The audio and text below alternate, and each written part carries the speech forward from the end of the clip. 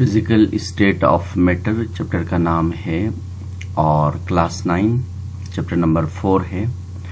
तो आज के इस लेक्चर में हम दो टॉपिक्स को कवर करेंगे, जिसमें से पहला टॉपिक का नाम है एवोपोरेशन और दूसरा टॉपिक का नाम है वेपर प्रेशर। तो सबसे पहले हम बात करेंगे कि एवोपोरेशन क्या है। देखें, एवोपोरेशन बेसिकली लिक्विड्स का एक फिजिकल प्रॉपर्टी है, क्योंकि प्रॉपर्टीज दो तरह के होते हैं, जिसमें से एक का नाम है फिजिकल प्रॉपर्टी और दूसरा है केमिकल प्रॉपर्टी।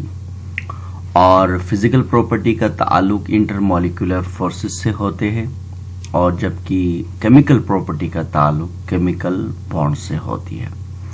तो इसलिए मैंने लिखा it is the physical properties of liquid, यानी ये लिक्विड्स का क्या है, एक फिजिकल प्रॉपर्टी है। तो एवोपोरेशन के बारे में कहा जाता है कि what do you mean by evaporation. ये बेसिकली एक स्पॉन्टेनियस प्रोसेस होता है।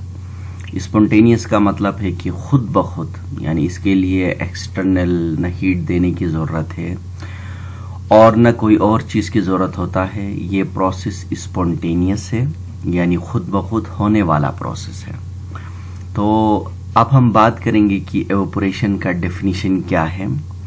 यानी एक ऐसा स्पॉन्टेनियस प्रोसेस जिसमें लिक्विड जो होता है वो चेंज होता है गैसियस फॉर्म में या वेपर्स में एट ऑल द टेम्परेचर। यानी एक ऐसा स्पॉन्टेनियस प्रोसेस जिसमें लिक्विड तब्दील हो जाएगा गैस में या वेपर्स में और ऑल द टेम्परेचर। ये ऑल द टेम्परेचर बहुत जरूरी है। आगे हम बॉइलिंग पॉइंट और एवोपोरेशन के बीच में भी डिफरेंस देखेंगे और वेपोराइजेशन और एवोपोरेशन के बीच में क्या डिफरेंस है, इस पे भी हम डिटेल में बात करने वाले हैं। तो जैसे कि मैंने लिखा, the spontaneous change of liquid to gas or vapor at all temperatures is called evaporation।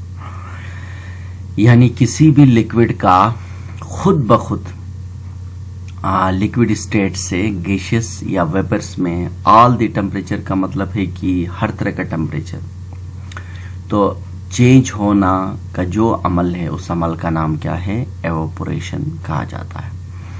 अच्छा, अगर हम इसको एग्जांपल से समझे तो क्या है, acetone in an open container. Acetone क्या है, एक ऑर्गेनिक कंपाउंड है और एक वोलेटाइल कंपाउंड है जो आसानी से एवोपोरेट होता है। तो इसी तरह से देखिए, ये कंटेनर है और इस कंटेनर में एक लिक्विड है और यहाँ लिक्विड दिखाया गया है और ये कंटेनर क्या है, ओपन कंटेनर। ओपन का मतलब इसका ढक्कन नहीं है। और यहाँ पर देखिए ये एरोस दिखा रहे हैं, ये मॉलिक्यूल्स दिखा रहे हैं और ये वो मॉलिक्यूल्स गैसियस मॉलिक्यूल को इंडिकेट करते हैं या वेपर्स को इंडिकेट कर रहे होते हैं। अब आप देखिए ये लिक्विड है या आप इसको एसीटोन समझे और इसके देखिए सरफेस के ऊपर से देखिए मॉलिक्यूल्स क्या होते हैं, यानी गैसियस फॉर्म में या वेपर फॉर्म में तब्दील होते हैं स्पॉन्टेनियसली, खुद ब खुद। तो या किसी टेम्परेचर की कोई जरूरत नहीं होता है। तो इस अमल का नाम क्या है, एवोपोरेशन है। बेसिकली एवोपोरेशन में क्या होता है कि लिक्विड मॉलिक्यूल के अंदर जो है लिक्विड होता है, उसके अंदर जो मॉलिक्यूल्स होते हैं वो हर वक्त हरकत में रहते हैं और उस हरकत की वजह से इनको काइनेटिक एनर्जी कहा जाता है और उस काइनेटिक एनर्जी को हम एवरेज काइनेटिक एनर्जी कहते हैं। तो जाहिर सी बात है, कोई भी मॉलिक्यूल जब हरकत में होता है तो हरकत के दौरान जो भी मोशन होता है, जो भी एनर्जी होती है, तो उस एनर्जी को कहते हैं काइनेटिक एनर्जी कहा जाता है। तो अब ऐसे में एवरेज काइनेटिक एनर्जी इसलिए कहते हैं क्योंकि मॉलिक्यूल का जो मोशन होता है वो एक जैसा नहीं होता है। तो एक जैसे नहीं होने की वजह से इसको हम क्या कहते हैं, एवरेज काइनेटिक एनर्जी होती है। तो वो तमाम ऐसे मॉलिक्यूल जिसकी एवरेज काइनेटिक एनर्जी ज्यादा होती है वो मॉलिक्यूल सरफेस में आते हैं और आने के बाद वो सरफेस से वो एवोपोरेट कर जाते हैं, यानी कर लेते हैं। तो इस प्रोसेस का नाम क्या है, एवोपोरेशन है। तो इसका मतलब ये हुआ कि लिक्विड में ऐसे वो तमाम मॉलिक्यूल जिसकी काइनेटिक एनर्जी ज्यादा होती है वो मॉलिक्यूल सरफेस में आते हैं और वो लिक्विड से गैसियस फॉर्म में या वेपर में तब्दील हो जाते हैं, और इस अमल का नाम क्या है? एवोपोरेशन है। लेकिन वो तमाम ऐसे मॉलिक्यूल जिसके काइनेटिक एनर्जी लो होती है तो वो लिक्विड यानी वो वेपर में तब्दील नहीं होते। तो इसी हवाले से एवोपोरेशन के लिए कुछ इम्पोर्टेंट बातें हैं जो कि एग्जाम के हवाले से बहुत इम्पोर्टेंट है, इनको याद करना भी जरूरी है। एवोपोरेशन एक स्पॉन्टेनियस प्रोसेस होता है, यानी इसके लिए किसी एनर्जी देने की जरूरत नहीं होती है, और जैसे कि मैंने लिखा it is a spontaneous process. इसके बाद दूसरा जो पॉइंट है वो ये है कि एवोपोरेशन ऑल टेम्परेचर में होता है। देखिए जिस तरह से हम कपड़े धोते हैं, अच्छा कपड़े सूख जाते हैं, गर्मियों में भी कपड़े सूख जाते हैं, सर्दियों में भी सूख जाते हैं, लेकिन गर्मियों में कपड़े जल्दी सूखते हैं और सर्दियों में कपड़े लेट से सूखते हैं, क्योंकि सर्दियों में टेम्परेचर कम होता है और गर्मियों में टेम्परेचर ज्यादा होता है। तो इसी तरह से एवोपोरेशन का प्रोसेस यानी समर में ज्यादा फास्टली होता है और विंटर में बहुत ही स्लो होता है। तो इसलिए मैंने लिखा it takes place in all temperature. इसके बाद एवोपोरेशन क्या है? एक कूलिंग प्रोसेस भी है। अच्छा कूलिंग प्रोसेस क्यों है? देखे जैसे कि अगर हम सर्द होते हैं तो ऐसे में थोड़ी देर बाद हम जब फैन के नीचे बैठते हैं या हम सर्द होने के बाद हम बैठ जाते हैं तो हमारा जो सर होता है वो एकदम से मतलब जो है ना ठंड हो जाता है, हमारे बाल ठंड हो जाते हैं। तो उसका रीजन ये है कि यानी हमारे जो है ना सर के अंदर जो वाटर के मॉलिक्यूल्स होते हैं वो स्किन में सरफेस में होते हैं और वो क्या करते हैं हमारे बॉडी से टेम्परेचर को एब्जॉर्ब करते हैं, और एब्जॉर्ब जब करते हैं तो इनकी काइनेटिक एनर्जी बढ़ जाती है और मॉलिक्यूल्स क्या होते हैं एवोपोरेट कर जाते हैं, और जब मॉलिक्यूल एवोपोरेट करेंगे तो जो हमारा सर है उसमें जो भी हीट होता है बाल में वो लेके चले जाते हैं, तो ऐसे में हम ठंड महसूस करते हैं। तो इसलिए कहा जाता है कि evaporation is a cooling process. अगर एग्जाम में सवाल आए कि evaporation is a cooling process क्यों है, तो आप ये कहें कि मॉलिक्यूल की जो काइनेटिक एनर्जी ज्यादा होती है जिसकी वजह से वो एनर्जी को एब्जॉर्ब कर लेते हैं, और वो मॉलिक्यूल जिसकी काइनेटिक एनर्जी कम होती है वो रह जाते हैं, और जब मॉलिक्यूल एब्जॉर्ब करते हैं एनर्जी और वो एवोपोरेट कर जाते हैं तो वो बॉडी से जहां मॉलिक्यूल चले जाते हैं तो ऐसे में वो बॉडी को क्या करते हैं वो ठंड हो जाते हैं। तो इसलिए इसका आंसर इस तरह भी लिखा जा सकता है। तो इसलिए मैंने लिखा it is a cooling process. इसके बाद एक और पॉइंट है जो बहुत इंपॉर्टेंट है, वो ये है it is an endothermic process. यानी एंडोथर्मिक प्रोसेस हमने इसलिए लिखा क्योंकि जो मॉलिक्यूल्स होते हैं वाटर के अंदर ये हमेशा एनर्जी को एब्जॉर्ब करते हैं। जिस तरह मैंने पहले भी एग्जांपल दिया, अगर हम जब सर्द होते हैं तो ऐसे में तो मॉलिक्यूल क्या करते हैं हमारे बॉडी से हीट को एब्जॉर्ब करते हैं। जब मॉलिक्यूल हीट को एब्जॉर्ब करेंगे तो इस प्रोसेस का नाम क्या है? एंडोथर्मिक प्रोसेस है। तो ऐसे में इनका काइनेटिक एनर्जी बढ़ जाता है और मॉलिक्यूल एवोपोरेट कर जाते हैं, तो इसलिए कहा गया it is an endothermic process. इसके बाद जो एवोपोरेशन है अगर इसको थोड़ा सा हीट दिया जाता है तो ये फास्टर होता है। जैसे कि देखिए गर्मियों में एवोपोरेशन बहुत ही फास्ट होता है क्योंकि गर्मियों में जो एटमॉस्फेयर का जो टेम्परेचर होता है वो हाई होता है और मॉलिक्यूल एनर्जी ज्यादा से ज्यादा एब्जॉर्ब करते हैं और ज्यादा से ज्यादा एवोपोरेट करते हैं। तो इसलिए मैंने लिखा कि लिक्विड्स एवोपोरेट्स फास्टर व्हेन हीट। जब लिक्विड को हीट किया जाता है तो एवोपोरेशन क्या होता है? बहुत ज्यादा फास्ट होता है। इसके बाद दो इंपॉर्टेंट बातें मैं आपको बताऊंगा एवोपोरेशन के हवाले से, और वो ये है कि एवोपोरेशन और वेपराइजेशन में क्या फर्क है। देखें, अगर हम किसी लिक्विड को हीट देते हैं और मॉलिक्यूल को लिक्विड से वेपर में तब्दील करते हैं तो इस प्रोसेस का नाम क्या है? वेपराइजेशन है। तो याद रखना, वेपराइजेशन के लिए हीट दिया जाता है जबकि एवोपोरेशन के लिए हीट देने की जरूरत नहीं होता है। तो इसलिए ये पॉइंट एमसीक्यूज में आपसे पूछ सकते हैं कि vaporisation takes place by heat while evaporation takes place all the temperature। तो इन दोनों में यही फर्क है, लेकिन छोटे क्लासों में बच्चों को ये दोनों एक ही समझा जाता है, लेकिन इनमें बहुत बड़ा फर्क भी है। इसके बाद एवोपोरेशन और बॉइलिंग पॉइंट में भी एक बहुत बड़ा फर्क है। वो ये है कि जो एवोपोरेशन है, जिस तरह मैंने बोला कि ये हर टेम्परेचर में जो है ना ये प्रोसेस होता रहता है। हर टेम्परेचर में, टेम्परेचर कम हो, ज्यादा हो, मॉडरेट हो, हाई हो, लेकिन बॉइलिंग पॉइंट जो है ना वो सर्टेन टेम्परेचर में होता है। सर्टेन टेम्परेचर का मतलब ये कि मिसाल के तौर पर पानी का बॉइलिंग पॉइंट क्या है, देखें, पानी 100 यानी सेल्सियस में बॉईल होता है। हालांकि पानी को एवोपोरेट करने के लिए पानी किसी भी टेम्परेचर में एवोपोरेशन हो सकता है। तो इसी तरह से कहा गया कि एवोपोरेशन ऑल टेम्परेचर में होता है, और जबकि बॉइलिंग पॉइंट सर्टेन टेम्परेचर का मतलब हर लिक्विड के लिए अपना जो है ना बॉइलिंग पॉइंट का टेम्परेचर होता है। तो इसलिए ये है वेपोराइजेशन और एवोपोरेशन में फर्क। और दूसरा जो टॉपिक है वो है एवोपोरेशन और बॉइलिंग पॉइंट में फर्क है। इसके बाद हम बात करते हैं, दूसरा टॉपिक है वेपर प्रेशर। देखें, वेपर प्रेशर किसे कहते हैं। देखें, वेपर प्रेशर को समझने के लिए आप इन 3 फिगर्स पे गौर करें। फिगर नंबर 1 है, देखिए आप, ये हमारे पास फिगर नंबर 1 है, और ये कंटेनर है। इस कंटेनर के अंदर लिक्विड को रखा गया है, और यहां पर देखें एरोस दिखाया गया है, और एरोस नीचे से ऊपर की तरफ है, और ये कंटेनर बिल्कुल क्लोज है, और इसके सरफेस में देखें मॉलिक्यूल नीचे से ऊपर जा रहे हैं, यानी मॉलिक्यूल एवोपोरेट हो रहे हैं। ये है फिगर नंबर 1। जबकि दूसरा क्या है, फिगर नंबर 2 है, जिसमें मॉलिक्यूल यानी एवोपोरेट भी हो रही है, और फिर उसके बाद कंटेनर के से टकराने के बाद क्लोज कंटेनर से मॉलिक्यूल बेक भी हो रहे हैं। इसका मतलब ये कि एवोपोरेशन भी हो रहा है और साथ साथ कंडेंसेशन भी हो रहा है। तो लेकिन यहां देखें एवोपोरेशन और कंडेंसेशन इक्वल नहीं है, यानी एवोपोरेशन ज्यादा है।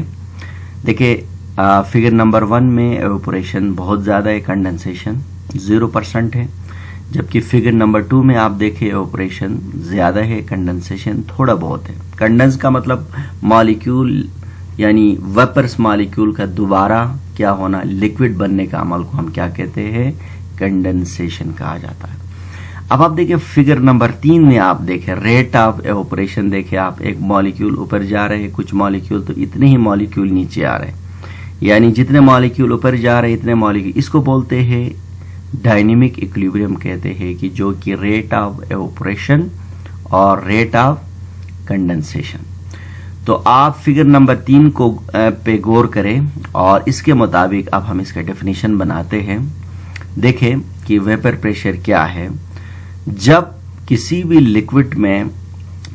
लिक्विड के सरफेस में रेट ऑफ एवोपोरेशन और रेट ऑफ कंडेंसेशन जब इक्वल होता है, और उस दौरान जो मॉलिक्यूल्स होते हैं और उन मॉलिक्यूल्स की टक्कर की वजह से जो प्रेशर पैदा होता है, उस प्रेशर का नाम क्या है, वेपर प्रेशर कहा जाता है। इसका मतलब हम वेपर प्रेशर को फिगर नंबर 3 से हम डिफाइन करेंगे, कि जैसे कि मैंने लिखा, the pressure exerted by the vapours on the surface of क्या है, लिक्विड, यानी सरफेस ऑफ लिक्विड में यानी क्या है, वेपर्स का प्रेशर एक्सर्ट करना। कब, when the rate of evaporation is equal to the rate of condensation is called vapour pressure. इसी तरह से जो वेपर प्रेशर होता है, इसके लिए भी चंद बातें बहुत इंपॉर्टेंट हैं। इसमें से पहली बात यह है कि कंटेनर का क्लोज होना जरूरी है।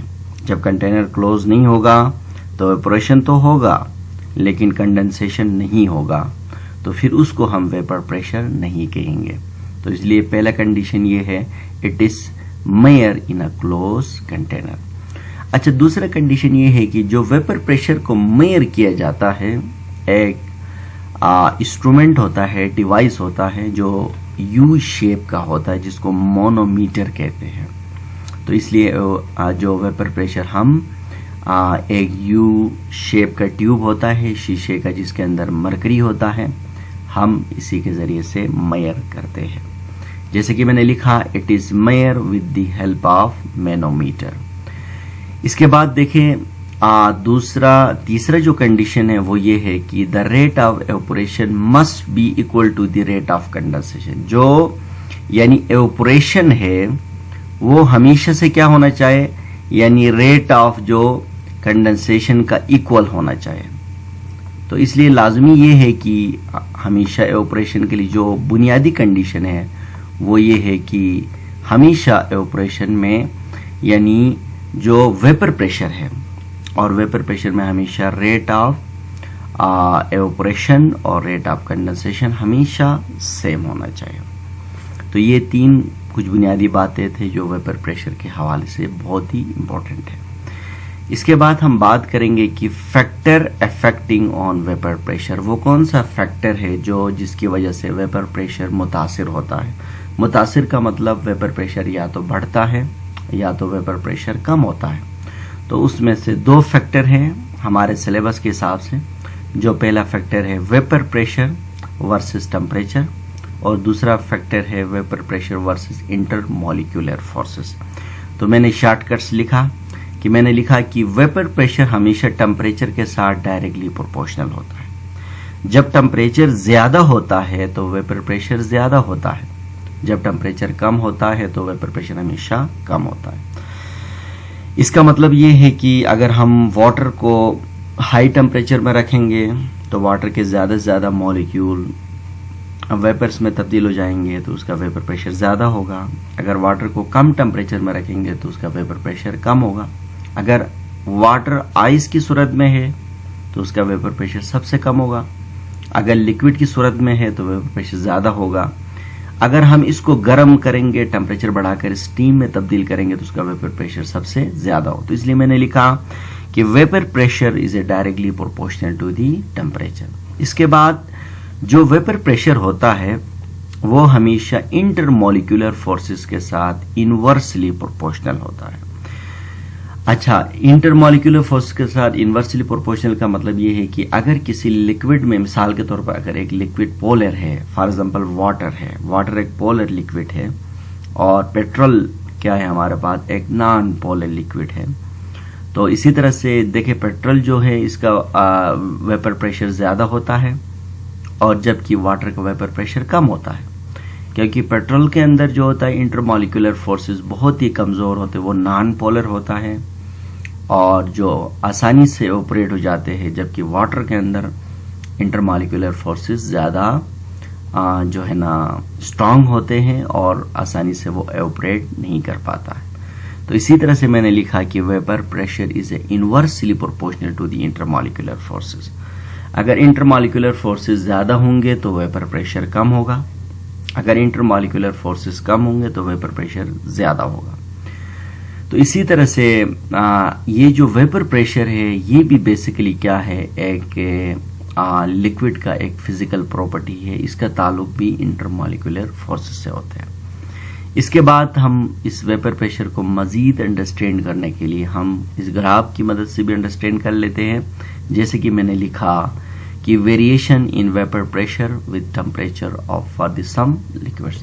देखिए यहाँ पर कुछ लिक्विड्स रखा गया है जिसमें से वाई एक्सिस में देखिए आपके पास प्रेशर है और एक्स एक्सिस में देखिए आपके पास टेम्परेचर है, सेल्सियस में है। तो यहाँ पर देखें कि ये देखिए आप, ये फर्स्ट जो ग्राफ है तो ये जो पॉइंट है ना, ये 1 atm प्रेशर है जो कि 760 टॉर में होता है। और आप देखें इस वक्त आप जो है ना कर्व, सबसे पहले कर्व नंबर 1 पे आप देखें डाई इथाइल ईथर है, यानी डाई इथाइल ईथर देखें हमारे पास ये एक जो है ना एक नॉन पोलर जो है ना एक सॉल्वेंट होता है। अब आप देखें ये नॉन पोलर होता है, इसलिए देखें आप 0 डिग्री सेंटीग्रेड में देखें सेल्सियस टेम्परेचर में, यानी इसका वेपर प्रेशर कितना है 200 है, यानी किस टेम्परेचर में 0 डिग्री सेल्सियस टेम्परेचर में इसका वेपर प्रेशर कितना है 200 है। इसका मतलब ये है कि इसमें इंटरमॉलिक्यूलर फोर्सेस बहुत कमजोर हैं और वेपर प्रेशर इसमें ज्यादा है। जब हम इसको टेम्परेचर बढ़ा देते हैं, देखिए आप ये कब बॉयल होता है, तकरीबन 34.6 डिग्री सेल्सियस टेम्परेचर में ये बॉयल होता है। तो इसका मतलब ये हुआ कि ये एक नॉन पोलर लिक्विड है और इसका वेपर प्रेशर पहले से था, तो ये एकदम से क्या हुआ, बॉईल हुआ। अगर हम इसको कंपेयर करें इसको वाटर के साथ, देखें वाटर क्या है, एक पोलर लिक्विड है, एक पोलर सॉल्वेंट है। आप देखें वाटर, आप देखें कि तकरीबन 0 डिग्री सेंटीग्रेड में देखें इसका वेपर प्रेशर तकरीबन 0 होता है, यानी यहाँ पर वेपर प्रेशर कुछ भी नहीं है। जब हम टेम्परेचर को बढ़ा देते हैं, देखिए इसका वेपर प्रेशर बढ़ता रहता है, तो कहाँ तक पहुँचता है, ये देखिए आप 100 डिग्री में बॉईल होता है, तो इसका वेपर प्रेशर तकरीबन 100 डिग्री में ये 1 atm वेपर प्रेशर बना लेता है, यानी 1 atm का मतलब 760 टॉर। जबकि डाई इथाइल ईथर देखें आप, ये 34.6 डिग्री सेल्सियस में क्या है, 1 atm प्रेशर बना लेता है। तो इससे आपको ये बात समझ आ गया कि जिसमें इंटरमॉलिक्यूलर फोर्सेस कमज़ोर होंगे तो उसका वेपर प्रेशर ज़्यादा होगा और कम टेम्परेचर में ज़्यादा वेपर प्रेशर होगा, और जिसके इंटरमॉलिक्यूलर फोर्सेस स्ट्रॉन्ग होंगे तो वो ज़्यादा टेम्परेचर दरकार होगा और उसको वेपर प्रेशर बनाने के लिए। तो इस ग्राफ से भी आप आसानी से समझ सकते हैं कि वेपर प्रेशर का टेम्परेचर के साथ क्या रिलेशनशिप है।